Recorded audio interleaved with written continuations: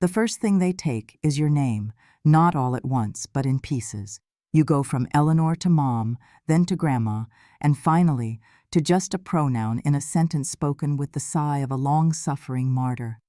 "She needs something again," my daughter-in-law Sabine would mutter, her voice a blade wrapped in silk. Tonight, she'd outdone herself. She didn't even grant me the dignity of a pronoun. "Old crow, can't you manage a fork? Just use the dog's dish. It all ends up in the same place, doesn't it?" Her laughter was a shard of glass in the sterile silence of the kitchen. My son Julian didn't look up from the blue-lit screen of his laptop, his shoulders hunched in a posture of willful ignorance I had come to know better than his own face. My grandson Leo, a boy of 16 whose cruelty was as casual as his expensive sneakers, snickered and held up his phone, the dark lens a vacant, judging eye. He didn't film, not this time, but the threat was its own kind of violence. Sabine dropped the plastic bowl onto the linoleum with a dull, dismissive clatter. It wasn't just a plastic bowl. It was his bowl, Apollo's, their magnificent overfed Rhodesian ridgeback. I could see the faint, ghostly residue of kibble dust clinging to the sides, a powdery film that caught the cold glare of the overhead light. Inside, a congealed lump of day-old mashed potatoes sat beside a sliver of dried-out pork chop and a few anemic-looking peas. "Food's food," she'd said last week when this new ritual began, as if the vessel didn't matter, as if the intent wasn't the whole point. I didn't speak. Silence had become my armor, my fortress, the one place they couldn't touch me. I picked up the bowl, my knuckles white, and carried it to the small, splintered stool by the utility sink, my designated dining area. The fork was plastic, a flimsy thing that bent against the cold meat. I ate slowly, methodically, each chew a deliberate act of defiance. They thought this was my surrender. They were wrong. This was me gathering ammunition. With every cold, tasteless bite, I let my mind drift away from the fluorescent hum of my son's kitchen in Crestfall, New York, a place where I had become a ghost. I drifted back 4 years, to a home that smelled of lavender and old books, to a polished oak table where my husband, Arthur, would be carving a leg of lamb, his eyes twinkling as he asked if my wineglass needed refilling. We had a small garden where the peonies grew wild, and a porch swing where we'd watch summer storms roll in over the hills. We had a life built not on extravagance, but on the sturdy foundation of mutual respect. Then a blood vessel in his brain, no bigger than a thread, decided to snap. One moment he was laughing at a joke on the radio, the next he was just gone. The paramedics were kind. "He didn't suffer, Mrs. Vance," one of them had said, his voice soft with practiced sympathy. But I did. I suffered the deafening silence he left behind, a quiet so vast it had its own weight, pressing down on me until I could barely breathe. Selling the house felt like amputating a limb. "It's for the best, Mom," Julian had insisted, his arm a heavy, proprietary weight on my shoulder. Sabine had stood beside him, her face a perfect mask of concern, nodding as she calculated the equity. "You'll come live with us. We'll take care of everything." I believed them. I let them pack away my life into cardboard boxes labeled MISC. My wedding china, Arthur's collection of first edition histories, the framed photograph of us on our honeymoon, all of it vanished into the cavernous darkness of their attic. At first it was civilized. I had the guest room, a lovely space with a view of the maple tree in the front yard. I was invited to dinner. I helped fold laundry and walk Apollo. I was useful. But usefulness has a shelf life. The change was gradual, a slow poisoning of the atmosphere. It started with small things. Sabine's complaints about the cost of my prescriptions. Julian's habit of speaking about me as if I weren't in the room. Leo's loud theatrical sighs whenever I asked him to turn down his music. The guest room soon filled with their overflowing clutter, and I was moved to a small, airless room in the finished part of the basement. "It's cozier down here," Sabine had chirped. Less noise, better for your rest. The dog bowl was the final frontier. It appeared after I'd gently mentioned that the cold dinners were upsetting my stomach. Sabine hadn't answered with words. She had simply scraped my plate into Apollo's dish and held it out to me, her eyes daring me to object. I hadn't. I had taken the bowl and eaten, just as I was doing now. I finished the last pea, the plastic fork scraping against the bottom of the bowl. I stood, rinsed the dish under a trickle of cold water, and placed it on the floor next to Apollo's water bowl. I walked past my son, who was now scrolling through stock market tickers, and my grandson, who was laughing at something on his phone. Neither of them acknowledged me. I was a piece of furniture that moved on its own. Down in the basement, the air was thick with the smell of damp concrete and furnace oil. My bed was a thin mattress on a metal frame, tucked into an alcove behind the water heater. I didn't turn on the light. I didn't need it. I crawled under the threadbare blanket, the thud of their footsteps overhead, a constant rhythmic reminder of my displacement. But I didn't sleep. Instead, I reached into my pillowcase and pulled out a small, leather-bound notebook and a pen. In the faint moonlight filtering through the grimy casement window, I began to write. November 5th, served dinner in dog bowl for the 8th time. Sabine called me an old crow. Julian did not react. Leo smirked. Documented, November 6th. Overheard Sabine on the phone with her sister. It's like running an adult daycare that doesn't pay. The SSI barely covers her food and God knows she eats like a horse. False. My SSI check is deposited directly into their joint account. They raised my rent by $200 last month. November 7th. Tomorrow, 9 a.m. Call Silas. Confirm he received the first packet. Instruct him to begin the asset trace. Silas Croft had been Arthur's lawyer for 40 years. He was 85, sharp as a tack, and possessed a memory for legal loopholes that was nothing short of encyclopedic. They thought I was a doddering old woman, a relic with a fading mind who couldn't remember what she had for breakfast. But they had forgotten who I was before Arthur died. I was the one who managed our investments. I was the one who balanced the books, who negotiated contracts for Arthur's small woodworking business, who understood the intricate dance of finance and law. I wasn't just Arthur's wife, I was his partner in every sense of the word. They had also forgotten how they got their start. When Julian was 26, drowning in student debt and married to a woman whose credit card bills were a monument to fiscal irresponsibility, no landlord in the state would give them a lease. Every application was a dead end. But Arthur and I had said yes. We co-signed the lease on their first apartment. We paid the security deposit. We dipped into our own retirement savings to give them a foundation, a place to start their lives without the crushing weight of failure. They had cried that day, hugging us, promising a lifetime of gratitude. Gratitude, I had learned, has an expiration date.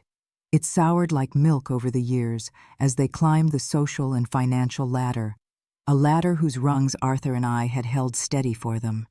With each promotion, each new house, each expensive vacation, the memory of their humble beginnings grew fainter until it was gone completely.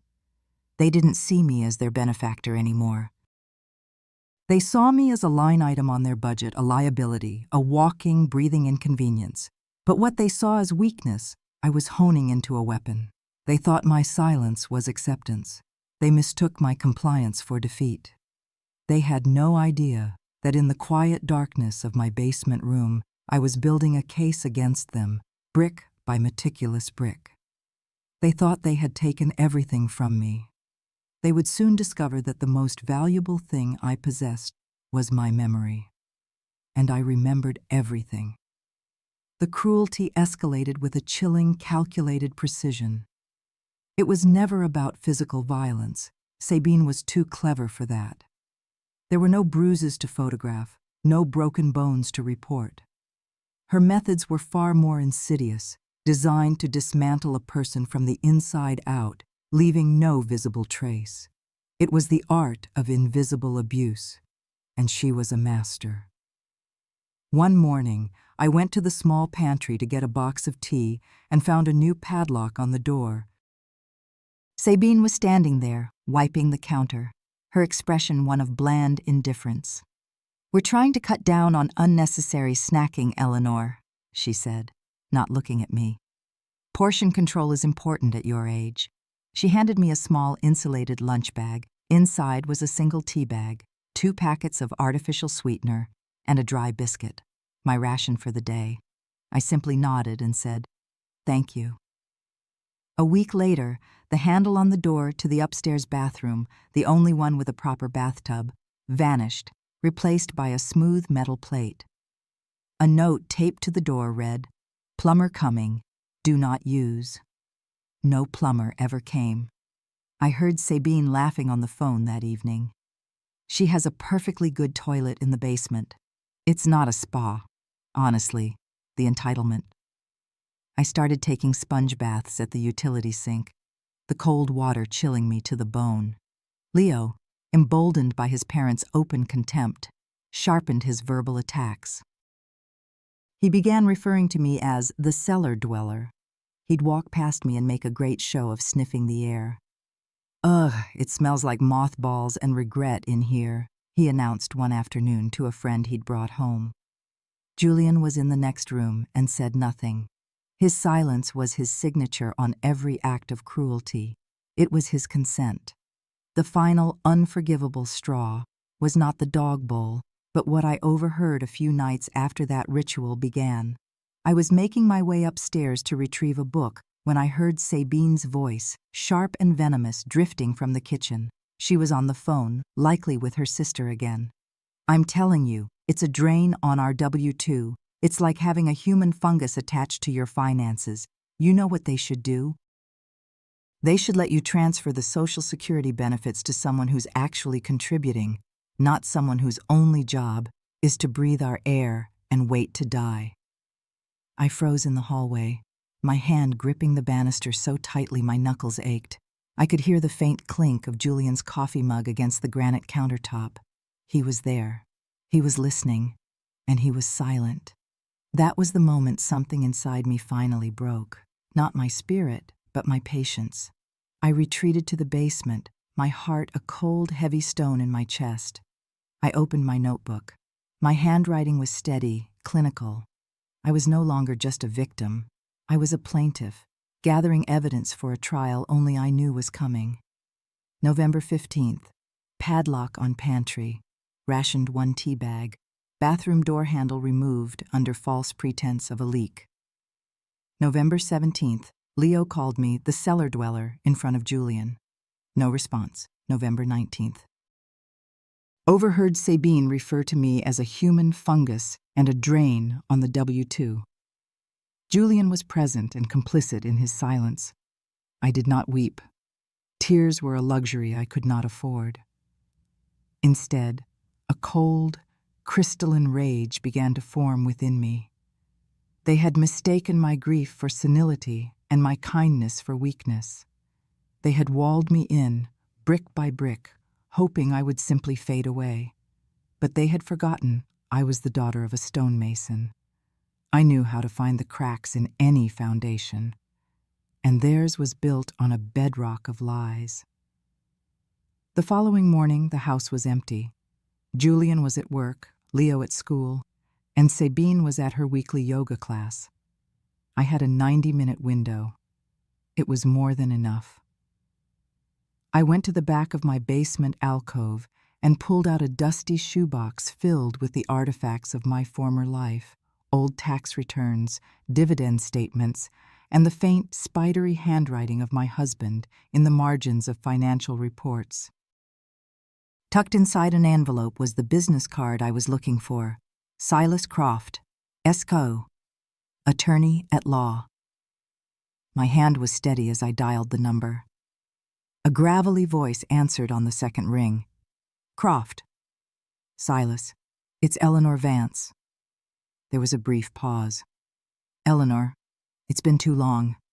Is everything all right?" His voice was sharp, cutting through the years of silence. He wasn't one for pleasantries. "No, Silas. I said, my voice low and even. Nothing is all right. I told him everything. I spoke without emotion, listing the events as I had in my notebook. The isolation, the financial control, the verbal abuse, the dog bowl. He listened without interruption, the silence on his end of the line not one of judgment, but of absorption. He was a man who understood that the most damning testimony is often delivered in the calmest voice. They think I've lost my mind, Silas, I finished. They think I don't remember the Vanguard account. This time, the silence was shorter. Ah, he said, a world of understanding in that single syllable. The rainy day fund Arthur set up in '99, the one you both signed as co-owners, with you holding a 40% stake. The very one, I confirmed. I'd like you to look into it. Quietly. Consider it done, he said. Don't do anything, Eleanor. Just keep your eyes open. And keep writing. 3 days later, he called back. His voice was grim. Eleanor, they've been drawing from it. For 2 years, Julian filed a form listing himself as your primary caregiver and claiming you were mentally incapable of managing your own finances. He alleged you gave verbal consent to transfer control of all your assets for household management purposes. He paused, letting the words sink in. It's fraud, Eleanor. Plain and simple, federal-level fraud. I've seen this script 100 times. They call it helping until they're the sole beneficiary on your life insurance. A wave of nausea washed over me, but my voice remained firm. What do you need me to do? I need you to become a spy in your own home, he said. Document everything. Photographs. If you can, recordings. We need more than your word. We need irrefutable proof. The next day, my mission began. I used my small, antiquated cell phone to take a picture of the plastic dog bowl sitting next to a pristine porcelain plate. I photographed the padlock on the pantry.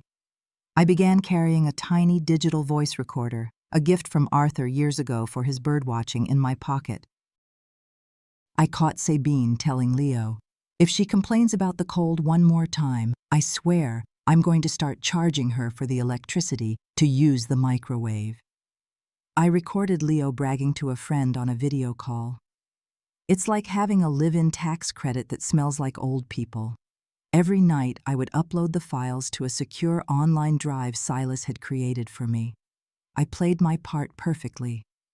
I was the frail, forgetful old woman. I smiled vacantly, nodded when spoken to, and ate whatever was put in front of me without complaint. I shuffled when I walked. I let my sentences trail off.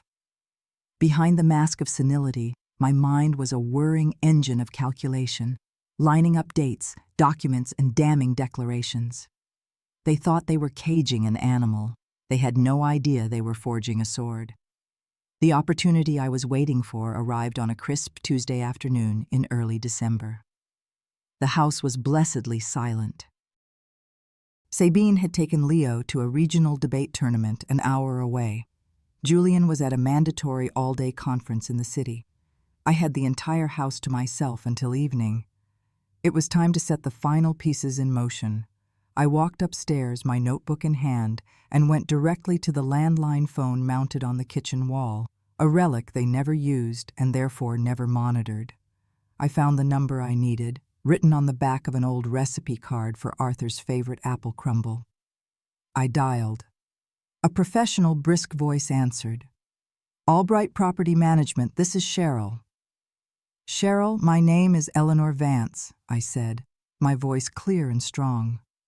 I'm calling about the property at 14 Willow Lane in Crestfall. I believe you are the owner. There was a brief silence on the line. I knew she was scanning her files, her memory. I was the original co-signer on my son's first lease with your company 12 years ago. The recognition dawned in her voice. Mrs. Vance. Of course, I remember you and your husband. Such lovely people. You're still living there with Julian and his family, aren't you? I looked at the scuffed plastic bowl sitting by the sink. I am, I said quietly. but I feel it is my duty to inform you of the conditions of my tenancy and that of your other, undeclared tenant." That got her attention. "I'm sorry," she said, her voice sharpening. "Did you say other tenant?" I let the story unfold, every detail delivered with precision. The padlocked pantry, the inaccessible bathroom, the basement room where I slept beside a furnace, and then the checkmate. "Yes, for the past 8 months, my daughter-in-law has been subletting the other finished room in the basement to a university student, a young woman named Clara. The rent is paid in cash, directly to Sabine. I'm quite certain there is no formal sublease agreement and that this income has not been reported to you." The explosion on the other end of the line was immensely satisfying. "I will tear that lease to shreds," Miss Albright hissed. "My contract explicitly forbids subletting. They have violated the terms in the most flagrant way possible." "The student believes it to be a legitimate arrangement," I added calmly. "Sabine has collected approximately $4,000 from her so far, tax-free, of course." "Mrs. Vance," she said, her voice now dangerously low, "you have just given me everything I need to begin eviction proceedings. I am calling my legal team this afternoon. Thank you for your honesty." "You're welcome," I said, and hung up the phone. It had taken less than 5 minutes to light the fuse. My next call was to Silas. I gave him the update. "It's time, Eleanor," he said, his voice imbued with a grim satisfaction. He didn't need to elaborate. That evening, I slipped a small flash drive containing copies of all my evidence, photos, audio files, bank statements, into a padded envelope. I addressed it to the New York State Office for the Aging Elder Protective Services Division. I walked to the post office and paid extra for certified mail with a tracking number. The game was afoot. 3 days later, Miss Albright arrived at the front door, accompanied by a uniformed county sheriff. I watched the confrontation from the basement window. I saw the color drain from Sabine's face as she was handed an official-looking document. I saw Julian rush out, his face a mask of panicked disbelief. They were served with a notice of lease termination for material breach of contract. They had 72 hours to formally respond. The following morning, 2 neatly dressed individuals, a man and a woman, knocked on the door. They weren't from the sheriff's department. They flashed badges and identified themselves as investigators from the state's Adult Protective Services and the Social Security Administration's Fraud Division. "We're here regarding an inquiry into financial exploitation and benefits fraud," the woman said, her eyes sweeping past a stammering Sabine to scan the interior of the house. I chose that moment to make my entrance. I ascended the basement stairs slowly, deliberately, no longer playing the part of the shuffling invalid. I stood at the top of the stairs, my hand resting on the railing, and met my son's terrified gaze. The mask was off. The invisible woman was finally being seen.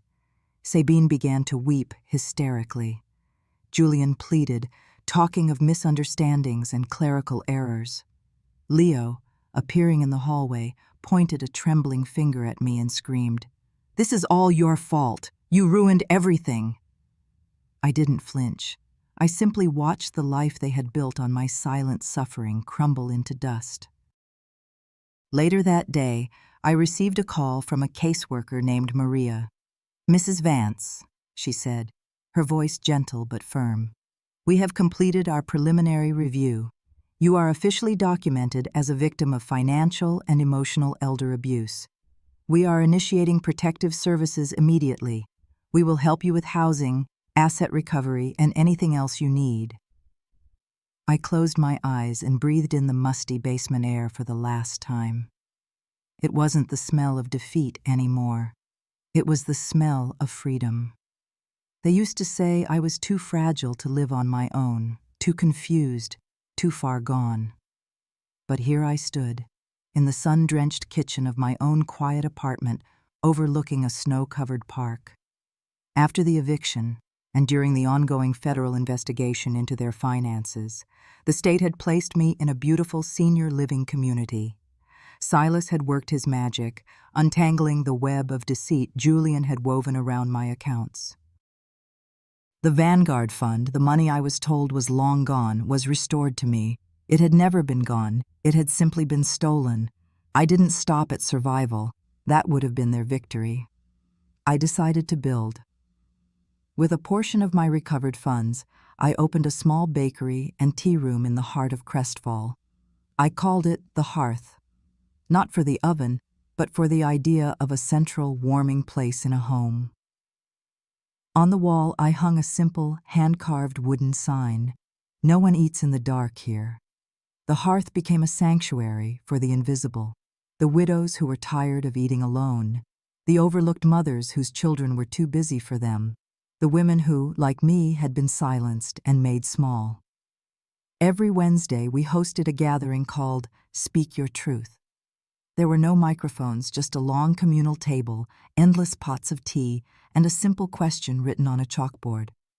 What is a story only you can tell? Clara, the student who had unknowingly rented a room in my prison, became my first employee and my dearest friend. She was studying to be a social worker, her path now irrevocably shaped by what she had witnessed. She listened to the stories told at the hearth with a compassion that was both fierce and gentle.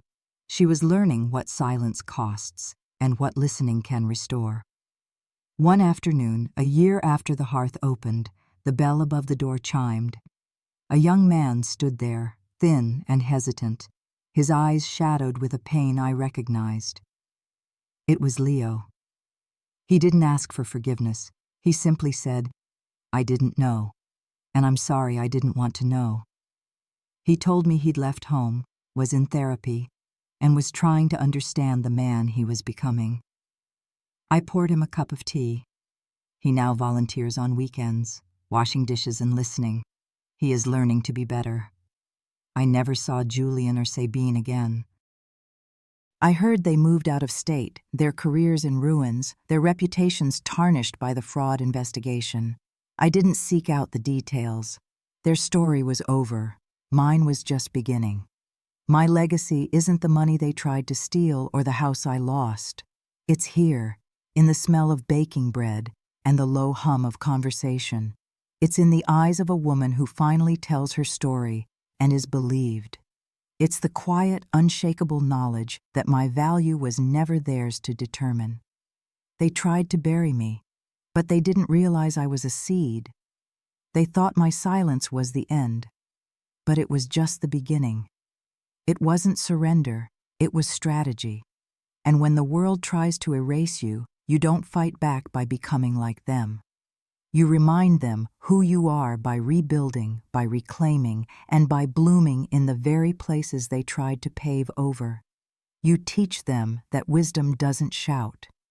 It remembers.